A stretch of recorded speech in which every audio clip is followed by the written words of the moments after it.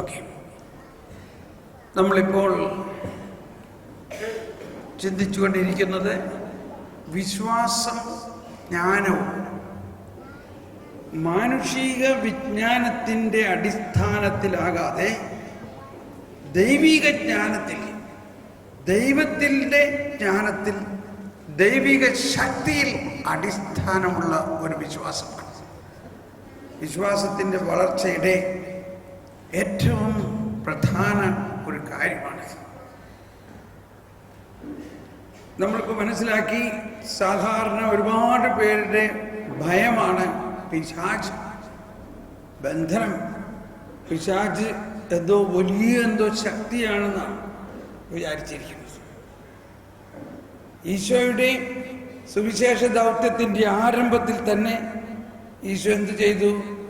മരുഭൂമിയിലെ പരീക്ഷ അല്ലെങ്കിൽ പരീക്ഷണം, പിശാച് യേശുവിനെ പരീക്ഷിച്ചു.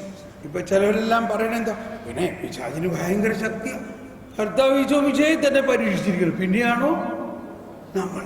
ഇല്ലേ? എന്താണ് അവിടെ സംഭവിച്ചത്? പിശാച് യേശുവിൻ്റെ അടുത്തേക്ക് ചെന്നോ അതോ യേശു പിശാചിന്റെ അടുത്തേക്ക് ചെന്നോ? പിശാച് യേശുവിൻ്റെ അടുത്തേക്ക് ചെന്നു. അങ്ങനെയല്ല. ഇനി വായിച്ചു മത്തായിയുടെ സുവിശേഷം 4-ാം അധ്യായത്തിൽ 1 മുതലുള്ള വചനം ഒന്ന് വായിച്ചേ. മത്തായിയുടെ സുവിശേഷം 4-ാം അധ്യായം 1 മുതലുള്ള വചനം. അനന്തരം പിശാചിനാൽ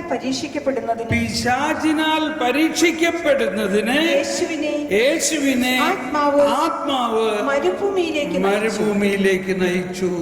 പ്രൈസ് ദി ലോർഡ്. കണ്ടോ, ഒരുപാട് പേര് വിചാരിക്കണത് പിശാച് യേശുവിൻ്റെ അടുത്തേക്ക് വന്നു. അല്ല, യേശു പിശാചിന്റെ അടുത്തേക്ക് ചെന്നിരിക്കുന്നു. ആത്മാവ് യേശുവിനെ പിശാചിന്റെ അടുത്തേക്ക് അയച്ചിരിക്കുന്നു.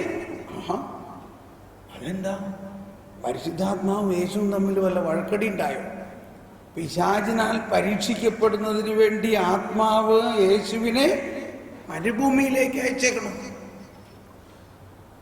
ഇതൊക്കെയാണ് മാനുഷിക ജ്ഞാനത്തിലൂടെ അല്ലാതെ ദൈവിക ജ്ഞാനത്തിലൂടെ, ദൈവശക്തിയിലൂടെ ഇതിന്റെ അർത്ഥം നമ്മൾ മനസ്സിലാക്കണം.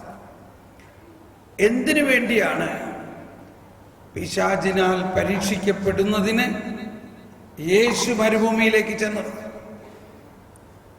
പരീക്ഷണം എന്ന് പറയുമ്പോൾ തന്നെ നമ്മൾ അതിൻ്റെ ആഴമായ ഒരു അർത്ഥം മനസ്സിലാക്കണം. ഇപ്പോ ഇന്ത്യ ന്യൂക്ലിയർ ബോംബ് പരീക്ഷിച്ചു, ഇല്ലേ? ആറ്റമിക് ബോംബ് പരീക്ഷിച്ചു. അതിനെന്ത് ചെയ്തു? മരുഭൂമിയിലേക്ക് പോയി. ഇതുപോലെ തന്നെ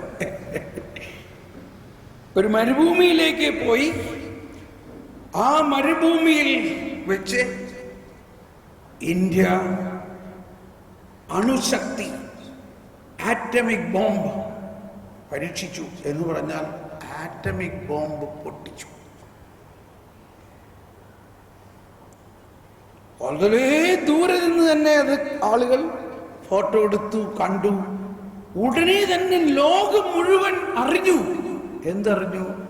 ഇന്ത്യ ഇനി ഒരു സാധാരണ രാജ്യമല്ല.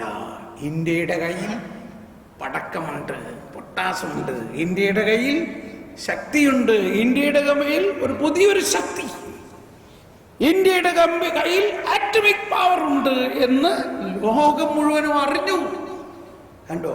അതിനെയാണ് നമ്മൾ പറയുന്നത് ഇന്ത്യ ആറ്റമിക് ബോംബ് പരീക്ഷിച്ചു എന്ന്. ഇതുപോലെ തന്നെയാണ് യേശുക്രിസ്തു എന്തിനാണ് വന്നത്? യേശു വന്നത് പിശാചിന്റെ പ്രവർത്തനത്തെ നശിപ്പിക്കാൻ വേണ്ടിയാണ്. എല്ലാവരും പറഞ്ഞ്, യേശു വന്നത് പിശാചിന്റെ പ്രവർത്തനത്തെ നശിപ്പിക്കാൻ വേണ്ടിയാണ്.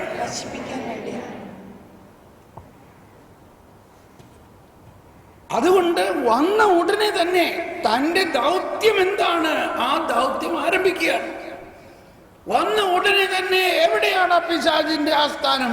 അവനവിടെ മരുഭൂമിയിൽ താവളം അടിച്ചിരിക്കുകയാണ്. എന്നാൽ അങ്ങോട്ട് പോകാം. മനസ്സിലായോ? ഈശോ വന്നത് എന്തിനാണ്? പിശാചിന്റെ പ്രവർത്തനത്തെ. അപ്പൊ അതിന്റെ ആരംഭമായിട്ടാണ് ഈശോ ആദ്യം തന്നെ പിശാചിനോട് നേരിടുകയാണ്. പിശാചിനെ നേരിടുക മാത്രമല്ല, ലോകം മുഴുവനോടും പ്രഘോഷിക്കുകയാണ്, പിശാചിന്റെ പ്രവർത്തനത്തെ നശിപ്പിക്കാൻ ആണ് ഞാൻ വന്നതെന്നും അതാണ് ദൈവരാജ്യത്തിന്റെ സംസ്ഥാപനം എന്നതും. പിശാചിന്റെ രാജ്യത്തെ അവസാനിപ്പിച്ചുകൊണ്ട് ദൈവരാജ്യം സംസ്ഥാപിതമാക്കാനും അത് ലോകം മുഴുവനും അറിയണം. ഇതാ പുതിയൊരു ശക്തി വന്നിരിക്കുന്നു.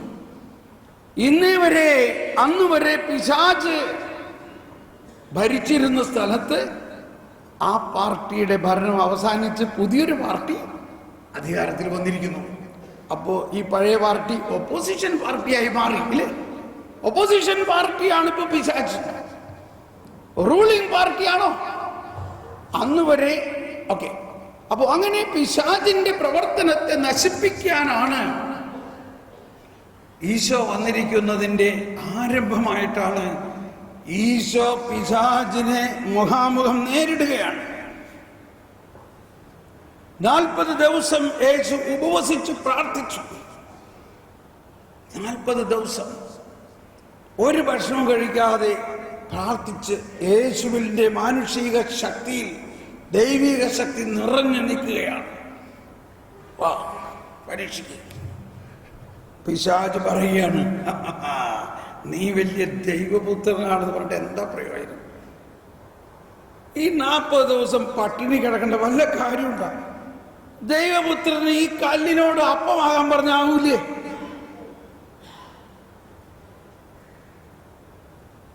നാൽപ്പത് ദിവസം ഉപവാസം. നിങ്ങളാരെങ്കിലും 40 ദിവസം ഉപവസിച്ചിട്ടുണ്ടോ? ഞാനൊക്കെ 40 ദിവസം ഉപവസിച്ചിട്ടുള്ളതാണ്. നിങ്ങളിലും പലരും ഉപവസിച്ച് കാണും. പക്ഷേ വാസ്തവത്തിൽ 40 ദിവസം ഉപവസിച്ച് കഴിഞ്ഞ് നമുക്ക് വലിയ വിശപ്പൊന്നും ഉണ്ടാവാറില്ല. 40 ദിവസം ഉപവസിക്കുക എന്നതിന് പകരം 40 ദിവസം ദൈവവുമായിട്ട് സഹവസിക്കുകയാണ്. വാസ്തവത്തിൽ ദൈവവുമായിട്ടുള്ള സഹവാസമാണ് ഉപവാസം എന്ന് പറയുന്നത്. ഉപവാസത്തിലൂടെ നമ്മൾക്ക് സംഭവിക്കുന്നത് ദൈവവുമായിട്ടുള്ള സഹവാസവും ദൈവത്തിൻ്റെ അത്ഭുതകരമായ ശക്തി നമ്മളിൽ ഒഴുകുകയാണ്. ദൈവത്തിൻ്റെ വചനം നമ്മളിൽ നിറയുകയാണ്. ദൈവത്തിൻ്റെ പരിശുദ്ധാത്മാവ് നമ്മളിൽ തുളുമ്പുകയാണ് ചെയ്യാറ്. ഉപവസിക്കുമ്പോൾ പിശാച് വിചാരിച്ച് ഇവന് ഭയങ്കര വിശപ്പുണ്ടാവുമായിരിക്കും 40 ദിവസം ഉപവസിച്ച് കഴിഞ്ഞാൽ. ഉടനെ കർത്താവ് എങ്ങനെയാണ് ആ പിശാചിനെ പരാജയപ്പെടുത്തുന്നത്? ഒരു വചനം. ഈശോ പറയുകയാണ്, എഴുതപ്പെട്ടിരിക്കുന്നു. അത് വായിച്ചേ. മത്തായി 4:4 പറയുകയാണ്, അവൻ പ്രതിവചിച്ചു, മനുഷ്യൻ അപ്പം കൊണ്ട് മാത്രമല്ല ദൈവത്തിന്റെ നാവിൽ നിന്ന് പുറപ്പെടുന്ന ഓരോ വാക്കുകൊണ്ടുമാണ് ജീവിക്കുന്നതെന്ന് എഴുതപ്പെട്ടിരിക്കുന്നു എന്ന് പറഞ്ഞാൽ വചനമാണ്. അപ്പോൾ എന്ത് സംഭവിച്ചു? അനന്തരം പിശാച് അവനെ വിശുദ്ധ നഗരത്തിലേക്ക് കൂട്ടിക്കൊണ്ടുപോയി. പിശാച് മറ്റൊരു സ്ഥലത്തേക്ക് കൊണ്ടുപോയി. ദേവാലയത്തിന്റെ അഗ്രത്തിൽ കയറ്റി നിർത്തിയിട്ട് മതി. നമ്മൾ ഇത്രയും വിശുദ്ധത്തിലേക്ക് പോകാനില്ല. കാര്യം മനസ്സിലായല്ലോ. പിശാചിനാൽ പരീക്ഷിക്കപ്പെടുന്നതിന് യേശു പിശാചിന്റെ അടുത്തേക്ക് ചെന്നിട്ട് പറഞ്ഞ്, വാടാ പരീക്ഷിക്ക്, ഇപ്പൊ ഞാൻ നിന്നെ പരാജയപ്പെടുത്തി കാണിച്ചു തരാം. ഇത് ലോകം മുഴുവനെയും കാണിക്കുന്നതിന് വേണ്ടിയാണ്. അതാണ് സുവിശേഷം. മരുഭൂമിയിൽ ഇന്ത്യ ആറ്റമിക് ബോംബ് പൊട്ടിച്ചു എന്നത് പിറ്റേ ദിവസം അല്ലെങ്കിൽ ആ നിമിഷം തന്നെ ലോകം മുഴുവൻ അറിഞ്ഞപ്പോ, ആഹാ, ഇനി ഇന്ത്യ ശക്തനായിരിക്കുന്നു എന്ന പോലെ ദൈവരാജ്യം ഇതാ മരുഭൂമിയിൽ പിശാചിനെ തകർക്കുന്ന ഒരു ബോംബ് കൊണ്ടുവന്നിരിക്കുന്നു. അതാണ് യേശു കാണിച്ചു തന്നത്. എങ്ങനെയാണ് പിശാചിനെ പരാജയപ്പെടുത്തേണ്ടത്? പിശാചിന്റെ അടുത്തേക്ക് പോവുക. പിശാചിനെ കണ്ട് നമ്മൾ ഓടുകയല്ല വേണ്ടത്.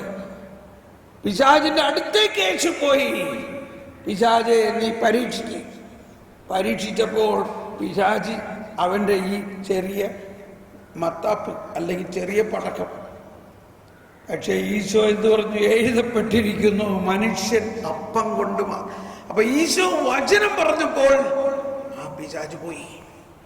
വീണ്ടും ഒരു പിശാച് വേറൊരു നമ്പർ ഇറക്കി, അതിനും വചനം പറഞ്ഞപ്പോൾ അതും പോയി. വീണ്ടും മൂന്നാമതൊരു പിശാച് നമ്പർ ഇറക്കിയപ്പോൾ അതിനെയും വചനം പറഞ്ഞപ്പോൾ പിശാച് പോയി. 3 പ്രാവശ്യം. അനന്തരം പിശാച് അവനെ വിട്ടുപോയി. അപ്പോ നമ്മൾ മനസ്സിലാക്കേണ്ടത് ദൈവത്തിൻ്റെ ശക്തി സകല പിശാചുക്കളെയും നശിപ്പിച്ച് കഴിഞ്ഞ ശക്തിയാണ്. നശിപ്പിച്ച് കഴിഞ്ഞിരിക്കുന്നു.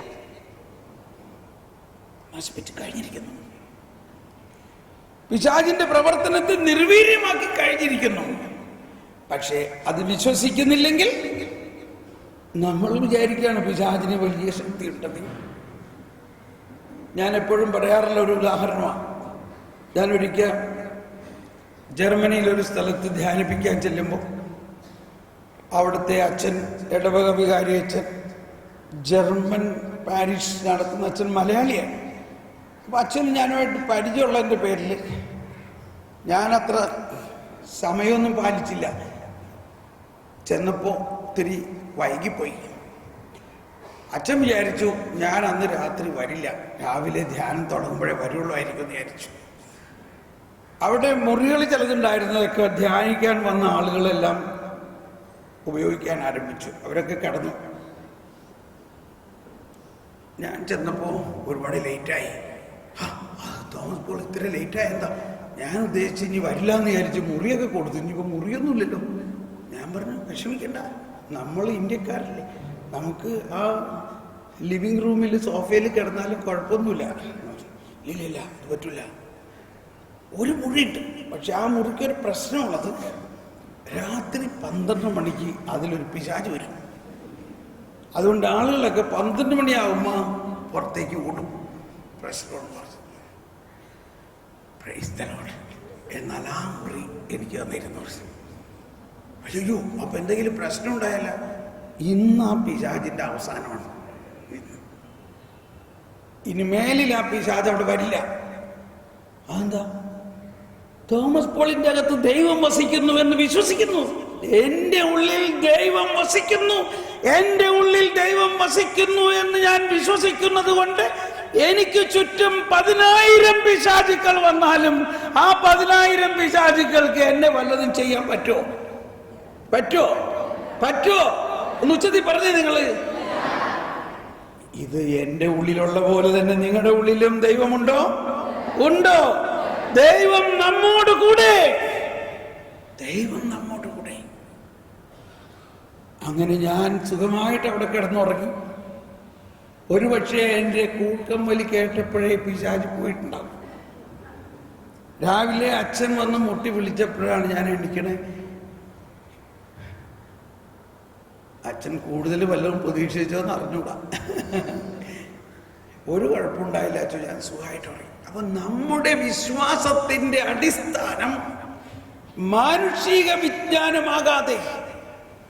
ചിലർ പറയും ഈ പ്രശ്നങ്ങളുടെയൊക്കെ കാരണം ഞങ്ങളുടെ വീടിൻ്റെ ആ കിഴക്ക് വശത്ത് ഒരു സർപ്പക്കാവുണ്ട്, അല്ലെങ്കിൽ അവിടെ വേറെ ആരെങ്കിലും എന്തോ കൂടോത്രം ചെയ്തിട്ടുണ്ട്, അവിടെ ഒരു പാമ്പിൻ്റെ ഇങ്ങനെയുള്ള കാര്യങ്ങൾ. ഇതൊരു ക്രിസ്ത്യാനി പറയുമ്പോൾ എനിക്ക് ഭയങ്കര ലജ്ജ തോന്നുകയാണ്. ഒരു ക്രിസ്ത്യാനിയുടെ അകത്ത് ദൈവം വസിക്കുമ്പോൾ എന്ത് സർപ്പക്കാവോ കൂടോത്രോ ഇതൊന്നും നമ്മളെ ഏശില്ല. ആര് വേണമെങ്കിലും എന്ത് വേണമെങ്കിലും ചെയ്താലും അതൊന്നും നമ്മളുടെ മേൽ ഏക്കില്ല. എന്തുകൊണ്ട്? നമ്മുടെ ഉള്ളിൽ വസിക്കുന്നവൻ പുറത്തുള്ളവനേക്കാൾ ശക്തനാണ്. അതാണ് വിശ്വാസത്തിന്റെ ശക്തി. അപ്പൊ ഈ ബൈബിളിൽ കാണുന്ന പല ഭൂതോച്ചാടനങ്ങളെല്ലാം ദൈവത്തിന്റെ ശക്തിയെ നമ്മൾക്ക് പ്രകടമാക്കി കാണിച്ചു തരികയും, എന്നാൽ മത്തായി, മർക്കോസ്, ലൂക്ക അധ്യായങ്ങളിൽ നിരവധി സ്ഥലത്ത് അശുദ്ധാത്മാവിനെ ബഹിഷ്കരിക്കുന്നത് യേശു കാണിക്കുന്നുണ്ടെങ്കിൽ യോഹന്നാന്റെ സുവിശേഷത്തിൽ ഒറ്റ സ്ഥലത്തും അങ്ങനെ ഒരു ശുശ്രൂഷ കാണുന്നില്ല. യോഹന്നാന്റെ സുവിശേഷത്തിൽ ഒരു സ്ഥലത്തും യേശു പിശാചിനെ ബഹിഷ്കരിക്കുന്നതിനെ കുറിച്ച് യേശു പറയുന്നില്ല, യോഹന്നാൻ പറയുന്നില്ല. ഒരുപക്ഷെ മറ്റു സുവിശേഷകർ പ്രതിപാദിച്ചിരിക്കുന്നത് കൊണ്ട് യോഹന്നാൻ മറ്റൊരു രീതിയാണ് കാണിച്ചു തരുന്നത്. യോഹന്നാൻ കാണിച്ചു തരുന്ന രീതി 1-ാം അധ്യായത്തിൽ തന്നെ പറഞ്ഞിട്ടുണ്ട്. ആദിയിൽ വചനമുണ്ടായി, വചനം ദൈവത്തോടു കൂടെ ആയിരുന്നു, വചനം ദൈവമായിരുന്നു, സകലതും അവനിലൂടെ സൃഷ്ടിക്കപ്പെട്ടു, അവനെ കൂടാതെ ഒന്നും സൃഷ്ടിക്കപ്പെട്ടിട്ടില്ല, അവനിൽ ജീവൻ ഉണ്ടായിരുന്നു, ആ ജീവൻ മനുഷ്യരുടെ പ്രകാശമായിരുന്നു, ആ പ്രകാശം അന്ധകാരത്തിൽ പ്രകാശിക്കുന്ന. അവർ കരമുയർത്തി, ആ പ്രകാശം അന്ധകാരത്തിൽ പ്രകാശിക്കുന്നു, അന്ധകാരത്തിന് പ്രകാശത്തെ കീഴടക്കാൻ ഇരുളിന് കഴിഞ്ഞില്ല. ഇരുളിനെ പ്രകാശത്തെ കീഴടക്കാൻ കഴിഞ്ഞില്ല. നമ്മളിപ്പോൾ ഈ വചനം പ്രഘോഷിച്ചു കൊണ്ടിരിക്കുമ്പോൾ തന്നെ യേശു വചനം പറഞ്ഞപ്പോൾ പിശാച് പോയി എങ്കിൽ ആ വചനം നമ്മൾ എന്നും സ്വീകരിക്കുകയും ആ വചനത്തിൽ ജീവിക്കുകയും ചെയ്യുമ്പോൾ താനേ പിശാച് പോകും. യോഹന്നാന്റെ സുവിശേഷത്തിന്റെ ആദ്യം തന്നെ പറഞ്ഞത് ഇതാണ്, ആദിയിൽ വചനമുണ്ടായിരുന്നു. ഇരുളിനെ കീഴടക്കാൻ ആ വെളിച്ചം ഇരുളിൽ പ്രകാശിക്കുന്നു. അതിനെ കീഴടക്കാൻ ഇരുളിന് കഴിഞ്ഞില്ല. പ്രകാശത്തെ കീഴടക്കാൻ. അപ്പോ നമ്മുടെ പ്രധാന ഒരു ബോധ്യം, ദൈവത്തിന്റെ ശക്തി അനന്തമാണെന്നും പിശാചിന്റെ ശക്തി പരിമിതമാണെന്നും നമ്മളെ ഓരോരുത്തരും ദൈവം നിറഞ്ഞു നിൽക്കുന്ന മറ്റൊരു ക്രിസ്തുവാണെന്നും ആ ക്രിസ്തു വന്നിരിക്കുന്നത് പിശാചിന്റെ പ്രവർത്തനത്തെ നശിപ്പിക്കാനാണെന്നും അതിന്ന് നടത്തുന്നത് നമ്മൾ ഓരോരുത്തരിലൂടെയുമാണെന്നും നമ്മൾ വിശ്വസിക്കണം. ദൈവത്തിന്റെ ശക്തി നമ്മളിൽ കരകവിഞ്ഞൊഴുകണം. നമ്മളുടെ ഭവനത്തിലും മറ്റു പ്രദേശത്തുമുള്ള പിശാചുക്കൾ പോണം. Praise the Lord. അപ്പോ ഇത് വിശ്വാസത്തിന്റെ ഒരു മേഖലയാണ്. നമ്മൾ എന്തെങ്കിലും പൈശാചികത കണ്ടാൽ അത് ഭയങ്കര ശക്തിയാണ്ടോ, അത് ഇങ്ങോട്ട് നമ്മൾ ആക്രമിക്കും എന്ന് നമ്മൾ പറയുകയാണെങ്കിൽ നീ ഒരു ക്രിസ്ത്യാനി അല്ല. ക്ഷമിക്കണം, ഒരു ക്രിസ്ത്യാനി അങ്ങനെ പറയുകയാണെങ്കിൽ പിന്നെ അവനിൽ എന്ത് വിശ്വാസം? മനസ്സിലാവുന്നുണ്ടോ? നമ്മുടെ കാര്യങ്ങളുടെ കിടപ്പ് മനസ്സിലാവുന്നുണ്ടോ? നമ്മൾ എന്താ പറഞ്ഞുകൊണ്ട് നടക്കണത്? അങ്ങോട്ട് പോകണ്ട, തിരിച്ചടി ഇട്ടാവും, അവർക്ക് വേണ്ടി പ്രാർത്ഥിക്കണ്ട, ആ പിശാചുക്ക ഇങ്ങോട്ട് വരും. അപ്പൊ പിന്നെ എന്താ നമ്മുടെ വിശ്വാസം? ഈശോ പിശാചിനെ പുറത്തായി കഴിഞ്ഞപ്പോ ഒരാൾ അപ്പസ്തോലന്റെ, ഞാൻ എന്തിനിതൊക്കെ പറയണേ, ഈ പിശാചിന്റെ കാര്യം ഇങ്ങനെ പറയണേ, എനിക്ക് ഒട്ടും ആഗ്രഹമില്ല, പക്ഷെ എന്തോ ഇങ്ങനെ പറഞ്ഞിപ്പിക്കുകയാണ്. ഇപ്പോൾ ഒരാളൊരു പിശാച് ബാധിതനെ കൊണ്ട് അപ്പസ്തോലന്മാരുടെ അടുത്ത് എന്ന് അവർക്ക് ഒഴിപ്പിക്കാൻ പറ്റിയില്ല. അപ്പോ അയാൾ ചെന്നിട്ട് യേശുവിന്റെ അടുത്ത് ചോദിക്കുകയാണ്, നിങ്ങളുടെ ശിഷ്യന്മാരുടെ അടുത്ത് ചെന്നിട്ട് പറ്റില്ല, അങ്ങേക്കിത് പറ്റുമോ എന്നോ? വിശ്വസിക്കുന്ന എല്ലാവർക്കും എല്ലാം പറ്റും. അത് കഴിഞ്ഞ് പിശാചിനെ ഒഴിവാക്കി കഴിഞ്ഞപ്പോ അപ്പസ്തോലന്മാര് രഹസ്യമായിട്ട് അവൻ ഒറ്റയ്ക്കായിരുന്നപ്പോൾ, മത്തായിയുടെ സുവിശേഷം 17-ാം അധ്യായത്തിൽ 19-ാമത്തെ വചനം ഒന്ന് വായിച്ച്. മത്തായിയുടെ സുവിശേഷം 17-ാം അധ്യായം 19-ാമത്തെ വചനം. അനന്തരം ശിഷ്യന്മാർ തനിച്ച് യേശുവിനെ സമീപിച്ച് ചോദിച്ചു, എന്തുകൊണ്ടാണ് അതിനെ ബഹിഷ്കരിക്കാൻ ഞങ്ങൾക്ക് കഴിയാതെ പോയത്? അവർ തനിച്ച് വന്ന യേശുവിനോട് ചോദിക്കാൻ, ഞങ്ങൾക്ക് എന്തുകൊണ്ടാണ് പറ്റാൻ? യേശു പറഞ്ഞു, നിങ്ങളുടെ അല്പവിശ്വാസം കൊണ്ട് തന്നെ.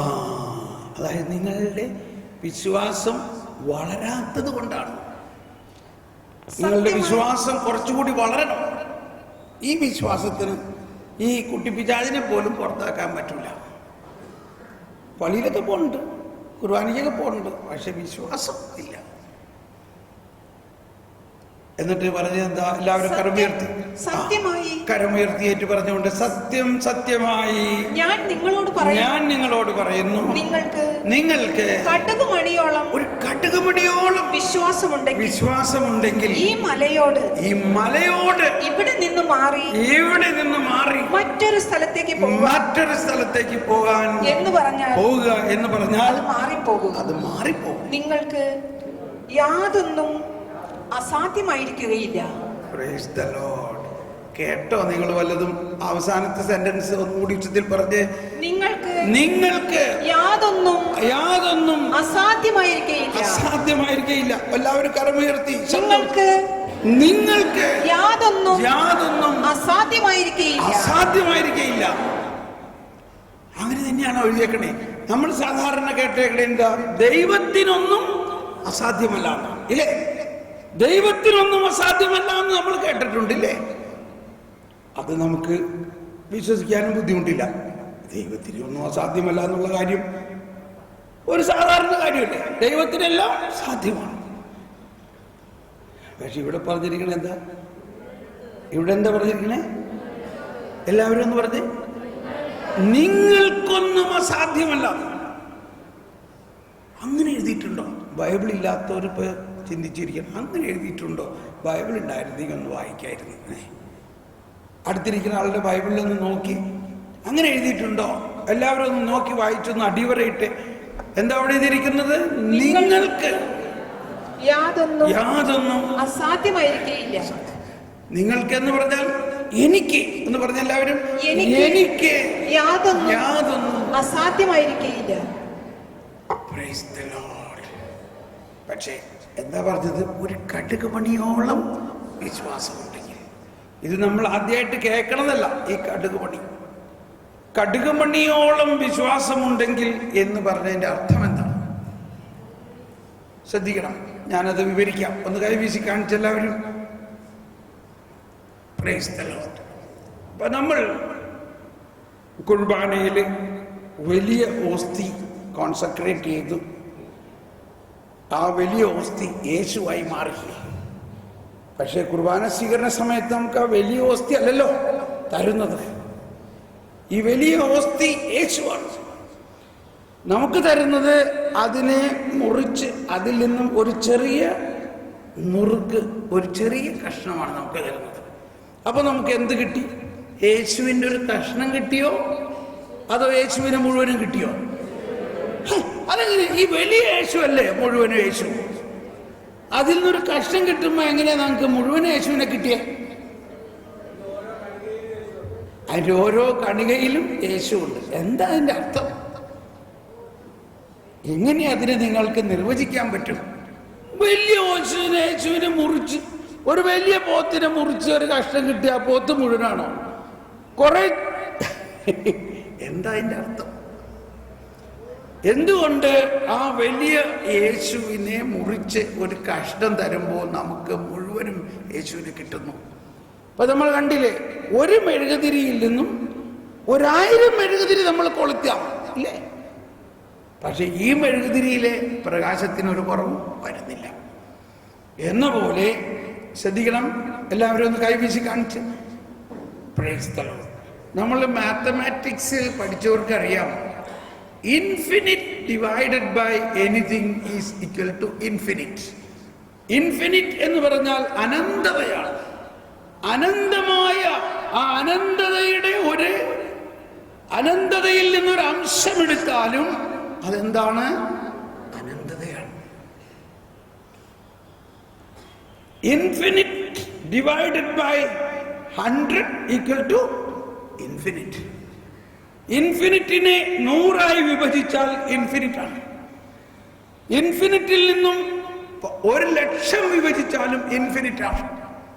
അങ്ങനെ ഇൻഫിനിറ്റായ ദൈവമാണ് യേശുവെങ്കിൽ അതിൽ നിന്നും ഒരു നുറുക്ക്. അപ്പൊ നമ്മൾ കുർബാന സ്വീകരണം നടന്നുകൊണ്ടിരിക്കുന്നു, വൈദികൻ അത് യേശുവിനെ കൊടുത്തുകൊണ്ടിരിക്കുന്നു. അങ്ങനെ നോക്കുമ്പോൾ ആളുകൾ ഒരുപാടുണ്ട് ലൈനിൽ, പക്ഷേ തിരുവോസ്തി കുറച്ചുള്ളൂ. അപ്പൊ എന്ത് ചെയ്യും അച്ഛൻ? അതിനെ വീണ്ടും നുറുക്കും. അങ്ങനെ നുറുക്കി തീരാറായപ്പോൾ വേറെ 3-4 പേര് കുർബാന സ്വീകരണത്തിന് വന്നേക്കണം. നിങ്ങൾ നേരത്തെ പറയാഞ്ഞെന്താ? സാരമില്ല, അതിനെ വീണ്ടും നുറുക്കി ഒരു പൊടി നമുക്ക് തരുന്നു. പക്ഷെ ആ പൊടി നമുക്ക് കിട്ടിയാലും അത് മുഴുവൻ യേശുവാണോ? മുഴുവൻ യേശു. ഇനി വിചാരിക്കുക, ഈ പൊടി അത് തീരെ പൊടിയായ ഒരു കടുക് പണിയുള്ളൂ.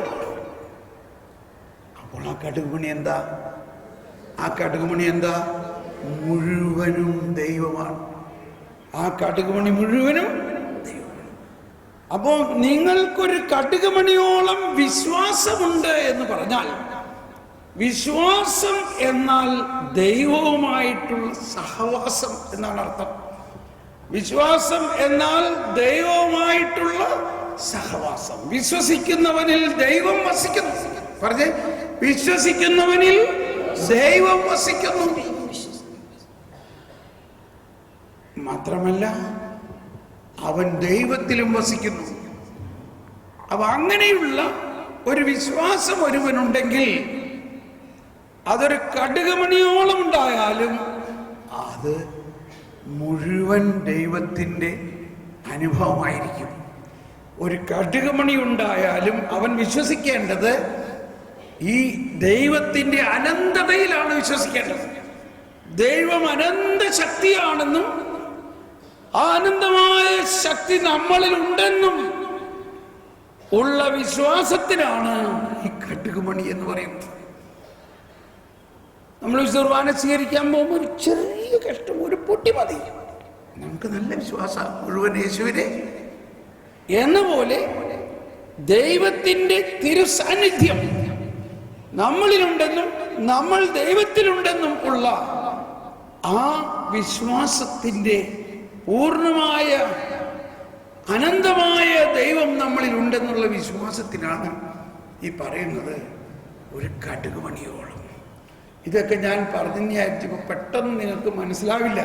ഞാൻ പറയാൻ വന്നത് ജ്ഞാനത്തെക്കുറിച്ചാണ്. ഓ ദൈവമേ, അപ്പൊ ആ ജ്ഞാനം നമ്മളിലേക്ക് വരുമ്പോഴേ ഇത് മുഴുവനും മനസ്സിലാവുകയുള്ളൂ. ഓക്കെ, ഇനി നമുക്ക് ജ്ഞാനത്തിലേക്ക് പോകാം. അപ്പോൾ ഒരു കടുകുമണിയോളം വിശ്വാസം നിങ്ങൾക്കുണ്ടെങ്കിൽ എന്താ അടുത്ത് പറയുന്നത്? നിങ്ങൾക്കൊന്നും അസാധ്യമല്ല. അവിടെ എഴുതിയിരിക്കുന്നത് നിങ്ങൾക്കൊന്നും അസാധ്യമല്ല എന്നാണ്. ദൈവത്തിന് അസാധ്യമല്ല എന്നുള്ള കാര്യം വലിയ കാര്യമൊന്നുമല്ല, അതെല്ലാവർക്കും അറിയാവുന്ന കാര്യമാണ്, ഇല്ലേ? ദൈവത്തെ സംബന്ധിച്ച് വളരെ സാധാരണ കാര്യമാണ്. അതിനകത്ത് എന്താ അത്ഭുതം? പക്ഷേ ദൈവത്തിനൊന്നും അസാധ്യമല്ല എന്ന ആ ദൈവം നമ്മളിൽ വസിക്കുമ്പോൾ നമ്മളിലേക്ക് ആ ഒരു പ്രതിഭാസത്തെ പകരുകയാണ്.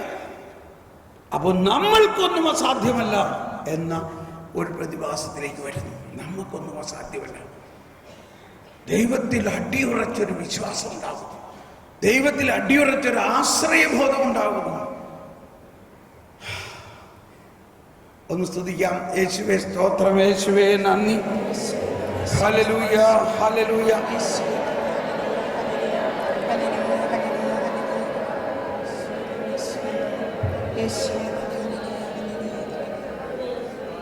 Praise the Lord. ഇതൊക്കെ പറഞ്ഞെന്ന് വിചാരിച്ചാലും ചിലവർ പറയും എനിക്കൊന്നും മനസ്സിലാവണില്ല. മനസ്സിലാവട്ടോ, രാത്രി പോയിട്ട് വരാതിരിക്കരുത്, നാളെ തീർച്ചയായിട്ടും വരണം. പല കാര്യങ്ങളും നമുക്ക് മനസ്സിലായില്ലെങ്കിലും പിന്നീട് മനസ്സിലാവും. മാതാവിൻ്റെ കാര്യം നമ്മൾ ഇന്ന് രാവിലെ മുഴുവനും പറഞ്ഞു. പക്ഷേ മാതാവിനും എല്ലാ കാര്യമൊന്നും മനസ്സിലായിട്ടില്ല. മാതാവിനും മനസ്സിലാവായിക ഉണ്ടോ? അതാണ്. മകൻ 3 ദിവസം കാണാതായി. അമ്മയ്ക്ക് ഭയങ്കര പ്രയാസമായി. കാണാതായിട്ട് അമ്മയ്ക്ക് ഭയങ്കര പ്രയാസം. നമുക്കറിയാം നമ്മുടെ മകനെന്ന് കാണാനില്ലെങ്കിൽ എന്തായിരിക്കും അവസ്ഥ. എവിടെയാണെന്ന് യാതൊരു പിടിയില്ല. രാത്രി മുഴുവൻ ഉറങ്ങിയിട്ടില്ല.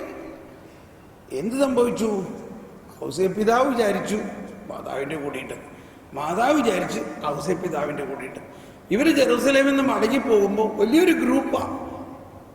ആണുങ്ങളൊക്കെ മുന്നിട്ട് പോയി, പിന്നെ പെണ്ണുങ്ങളും പോയി. അപ്പോൾ വാസ്തവത്തിൽ 2 പേരും അവിടെ ഉണ്ട് ഇവിടെ ഉണ്ടെന്ന് വിചാരിച്ചു. പക്ഷേ യേശു അവിടെ വലിയ വലിയ ആളുകളുടെ കൂടെ ഇരുന്ന് വചനം വ്യാഖ്യാനിച്ചുകൊണ്ടിരിക്കുക. ഓക്കെ, ഇപ്പോഴത്തെ കാര്യം ഇതാണ്. അവസാനം അന്വേഷിച്ച് കണ്ടുപിടിച്ച് വന്നപ്പോൾ മാധവനിയുടെ മോന് നീ എന്താ ചെയ്ത് ഞങ്ങളോട്? എന്താ? ഞാൻ നിന്നെ കാണാണ്ടെന്ന് ഭയങ്കരമായിട്ട് വിഷമിച്ചു. അതെന്തിനാ അമ്മ വിഷമിച്ചത്? ഞാൻ എൻ്റെ പിതാവിൻ്റെ ഭവനത്തിലായിരിക്കുമെന്ന് അമ്മ അറിയേണ്ടതല്ലേ? പിന്നെ അടുത്ത വചനം പറയുന്നത്, അവൻ പറഞ്ഞത് എന്തെന്ന് അവർക്ക് മനസ്സിലായില്ല. ആർക്ക്? പരിശുദ്ധ അമ്മയ്ക്കും ഔസേപ്പിതാവിനും മനസ്സിലായില്ല. നമ്മളും നോക്കുമ്പോൾ ഇതൊന്നും ഇതിനകത്ത് മനസ്സിലാക്കാനുള്ളത്, പക്ഷെ അവർക്ക് മനസ്സിലായില്ല. അപ്പൊ അതിൻ്റെ അർത്ഥം അതിലെന്തോ നിഗൂഢത ഉണ്ട് എന്ന് അർത്ഥം. പല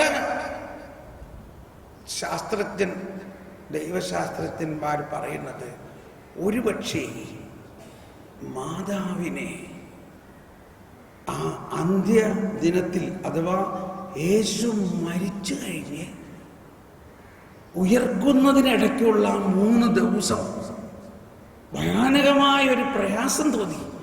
യേശുവിനെ കാണാഞ്ഞിട്ട്. ഉയർക്കുമെന്നറിയാം, എന്നാലും യേശുവിനെ കാണാനില്ല. അപ്പോഴാണ് മാതാവിന് മനസ്സിലായത്, ഏതാണ്ട് അതേ പ്രയാസം അന്ന് 12 വയസ്സുള്ളപ്പോൾ ദേവാലയത്തിലായിരുന്നപ്പോൾ യേശുവിനെ കാണാതെ വിഷമിച്ച അതേ പ്രയാസം ഇപ്പോഴും പ്രയാസപ്പെട്ടു. അപ്പോഴാണ് മാതാവിന് മനസ്സിലായത്, ഇതാണല്ലേ അവൻ അന്ന് പറഞ്ഞതിൻ്റെ അർത്ഥം. മാത്രമല്ല, ഇതെനിക്ക് മുൻകൂട്ടി ഒരു അനുഭവമായിട്ട് തരാൻ വേണ്ടിയായിരുന്നു അന്ന് ഇങ്ങനെ എന്നെ അവൻ്റെ അടുക്ക് എന്ന്, അല്ലെങ്കിൽ എനിക്ക് യേശുവിനെ കാണാതായ അവസ്ഥയുണ്ടായത്. പലതും മനസ്സിലായോ? മനസ്സിലായില്ലെങ്കിൽ പ്രയാസപ്പെടണ്ടെന്ന് പറഞ്ഞതാണ്. മാതാവിനൊന്നും മനസ്സിലായില്ല, പക്ഷെ കുറെ കഴിഞ്ഞപ്പോൾ മാതാവിന് മനസ്സിലായി. മാതാവ് മനസ്സിലായില്ലെങ്കിലും അതങ്ങ് സ്വീകരിച്ചിട്ട് ഹൃദയത്തിൽ. അപ്പൊ അതാണ് വേറൊരു ടെക്നിക്ക്. മനസ്സിലാകണ്ട, നമുക്ക് ഹൃദയത്തിൽ ഒരു കോർണറിൽ വെക്കാം. അപ്പൊ വിശ്വാസ വളർച്ചയുടെ ഒരു കാര്യം അതാണ്. നമ്മളിവിടെ രാവിലെ മുതൽ വൈകുന്നേരം വരെ, രാത്രി വരെ ഒരുപാട് കാര്യങ്ങൾ പറയാൻ പോവുകയാണ്. ഇത് മുഴുവനും മനസ്സിലായില്ലെങ്കിലും സാവധാനം ഇതൊക്കെ മനസ്സിലാവും. ഒരിക്കലും ഒരാൾ പറഞ്ഞു, 5 ദിവസം ഞാൻ ധ്യാനം കൂടിയിട്ട് എനിക്കൊന്നും മനസ്സിലായില്ല. പക്ഷെ 5-ാം ദിവസം ഒരു സഹോദരിയുടെ ഒരു സാക്ഷ്യം കേട്ടപ്പോ ഈ 5 ദിവസവും പറഞ്ഞതിന്റെ മുഴുവൻ അർത്ഥം എനിക്ക് മനസ്സിലായി. അതുകൊണ്ടാണ് ഞാൻ നിങ്ങളെ പ്രചോദിപ്പിക്കുന്നത്. നിങ്ങളിവിടെ വന്ന് 2 വാക്ക് പറയുമ്പോഴാണ് ഞാൻ പറഞ്ഞ കാര്യങ്ങൾ കുറെ കൂടി സ്ഥിരീകരിക്കപ്പെടുന്നത്. ഓക്കെ, അപ്പൊ നമ്മൾ എന്തു പറയാനാ?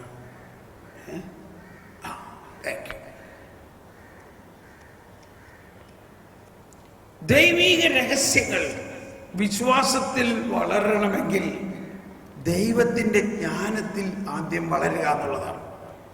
അതുകൊണ്ടാണ് നമുക്ക് ജ്ഞാനസ്നാനം നൽകിയിരിക്കുന്നത്. നമ്മൾ ഈശോയുടെ ബാല്യകാല ജീവിതത്തെക്കുറിച്ച് പഠിക്കുമ്പോൾ നമ്മൾ മനസ്സിലാക്കുന്നത് എന്താ? ശിശു വളർന്ന് ജ്ഞാനം നിറഞ്ഞ് ശക്തരായി. ലൂക്കായുടെ സുവിശേഷത്തിലാണ് യേശുവിൻ്റെ ബാല്യകാലത്തെക്കുറിച്ച് പ്രതിപാദിക്കുന്നത്. എന്നെല്ലാവരും വായിച്ചത് 2-ാം അധ്യായത്തിൽ 40-ാമത്തെ വചനം. ലൂക്ക 2-ാം അധ്യായം 40-ാമത്തെ വചനം. ലൂക്ക 2-ാം അധ്യായത്തിൽ 40-ാമത്തെ വചനം. ശിശു വളർന്ന് ജ്ഞാനം നിറഞ്ഞ് ശക്തനായി, ദൈവത്തിന്റെ കൃപ അവന്റെ മേൽ ഉണ്ടായിരുന്നു. ദൈവത്തിന്റെ കൃപ അവന്റെ മേൽ ഉണ്ടായിരുന്നു.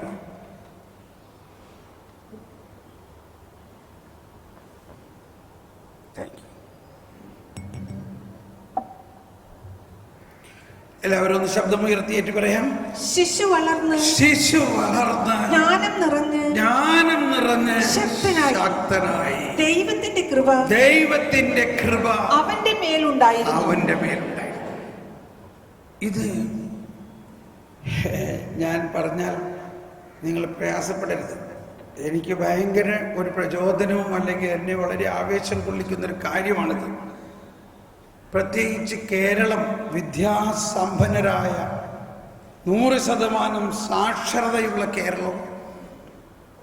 കേരളത്തിൻ്റെ വിദ്യാഭ്യാസത്തിൽ ഏറ്റവും നിർണായകമായ പങ്ക് വഹിക്കുന്നത് കത്തോലിക്ക വിദ്യാലയങ്ങളാണ്.